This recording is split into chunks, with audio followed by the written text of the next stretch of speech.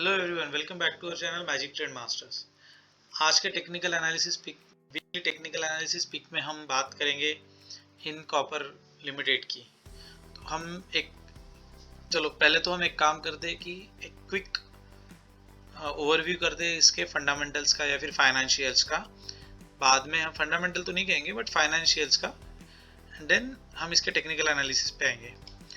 तो अगर हम क्विकली अगर देखा जाए तो ये जो कंपनी है, चलो सबसे पहले क्या करती क्या है, तो ऑब्वियसली जैसा कि नाम है हिंदुस्तान कॉपर लिमिटेड। तो ये जो है refined primary refined copper product से रिलेटेड इसका इसका काम है काफ़ी कुछ। फॉर एग्जांपल कॉपर और into copper concentration through a beneficiation process, also smelting, refining, extruding etcetera. So most of the copper related product जो है उसमें उस रिलेटेड बिजनेस में है। दूसरा, अगर हम इसके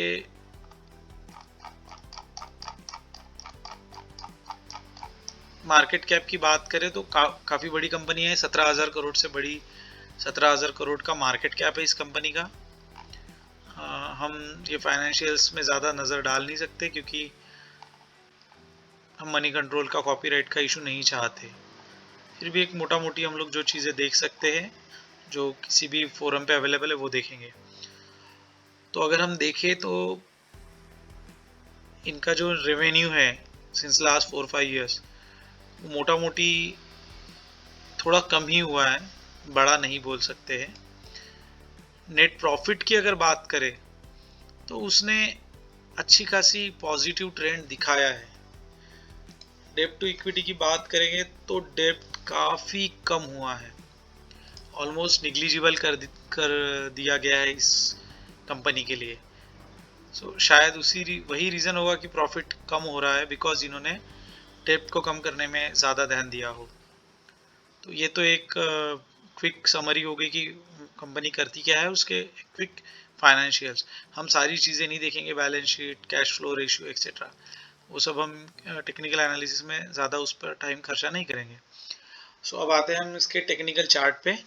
मंथली चार्ट अगर हम देखें तो अभी रिसेंटली ये जुलाई 2023 में कंपनी ने या इसके चार्ट ने हमें मंथली मैजिक ट्रेंड का ब्रेकआउट दिया था, एंड हमारा RSI भी 60 के ऊपर चल रहा है। हम अगर वॉल्यूम को समझने की बात करें मंथली चार्ट पे तो हमें क्लियरली विजिबल है कि जब शेयर का प्राइस गिर रहा था उस वक्त वॉल्यूम काफ़ी कम हो चुका था, और इस लेवल के बाद से वॉल्यूम में, जैसे यहाँ पे थोड़ी वॉल्यूम एक्टिविटी आई थी फिर कम हो गया था, बट इस प्राइस के बाद से अच्छा खासा वॉल्यूम एक्टिविटी कंसिस्टेंटली है, सस्टेनेबल वॉल्यूम एक्टिविटी है। तो ये एक अच्छा सा एक्यूमुलेशन जोन बना हुआ है, तो एक हमारे लिए एक अच्छा खासा बॉटम प्रिपेयर हो चुका है। ओके, सो हम लोग मंथली चार्ट की फिर से बात करेंगे कि हमें पहले तो जुलाई 2023 में एक हमें मैजिक ट्रेंड क्रॉस ओवर मिला था, एंड अभी फिर से एक नवंबर 2023 में मिला है। तो अगर हम जुलाई 2023 की बात करें तो उसके बाद हमें एक मैजिक ट्रेंड का यू टर्न हमें ऑलरेडी अगस्त के लास्ट वीक में मिल चुका है, और एक और फिर से एक बार और यू टर्न हमें नवंबर महीने में मिला है।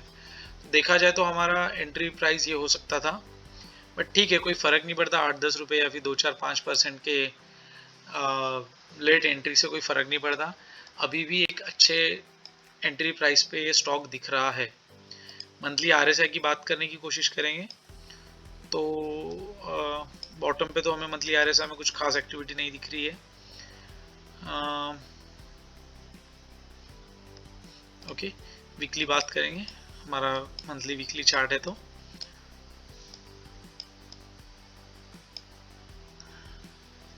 ओके, सो यहाँ हम देख सकते हैं बॉटम पे उसने एक डाइवर्जेंस हमें दिया था, उसके बाद से मोमेंट आना शुरू हुआ है।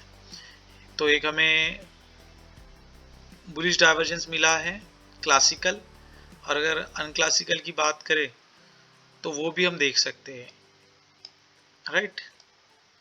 एक अनक्लासिकल RSI बुलिश डाइवर्जेंस भी हमें मिला है। वॉल्यूम एक्टिविटी तो हमें मंथली चार्ट पे बहुत अच्छी दिख रही है। तो तीनों पैरामीटर पे ये हमारे तीनों पैरामीटर, वॉल्यूम एंड RSI के दोनों पैरामीटर्स हमारे टिक कर रहा है।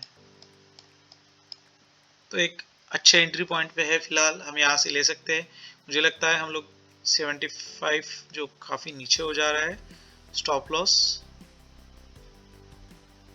या, लेकिन क्योंकि स्टॉक फंडामेंटली अच्छा स्टॉक है, बड़ा स्टॉक है, तो हम इस स्टॉक में एक बड़े मोमेंट के लिए हम लोग प्लान आउट कर सकते हैं। चलो मैं मंथली चार्ट देख रहा था, माफ़ करना। ओके, सो वीकली चार्ट अगर हम देखें तो हम यहाँ स्टॉप लॉस रख सकते हैं। ये अगर हम यहाँ एंट्री करते हैं, ये हमारा स्टॉप लॉस बन जाता है, जो 25% के आसपास का स्टॉप लॉस है। हम लोग मंथली चार्ट के हिसाब से इसका टारगेट देखने की कोशिश करेंगे। सो ये एक इमीडिएट हर्डल था सपोर्ट रेजिस्टेंस के हिसाब से। उसके बाद क्योंकि ये 2011-12 का प्राइसिंग है, तो इसे तो हम अभी शायद इग्नोर कर सकते हैं। ऑलमोस्ट 10 साल पहले का प्राइसिंग है, तो अगर ये क्रॉस हो जाता है तो हमारे पास इसके बाद में कोई रेजिस्टेंस दिख नहीं रहा है, तो हम हमारे रेगुलर प्लान के हिसाब से जाएंगे। 1:3 का टारगेट रखेंगे मिनिमम, जो हमारा 75% हो जाता है, क्योंकि 300 रुपये के आसपास का टारगेट लेकर हम लोग अगले 5 से 6 महीने के लिए हम लोग इस स्टॉक में इन्वेस्ट कर सकते हैं, ऐसा हमें लगता है। अगर आप लॉन्ग टर्म, उससे भी लॉन्ग टर्म की बात करते हो, तो आपने स्टॉप लॉस और नीचे लाना चाहिए। स्टॉप लॉस बड़ा हो जाएगा, लेकिन फिर आपको प्रॉफिट भी बड़ा मिलेगा। हाँ, फंडामेंटली अच्छा स्टॉक है, तो आप इस पे लॉन्ग टर्म होल्ड कर सकते हो।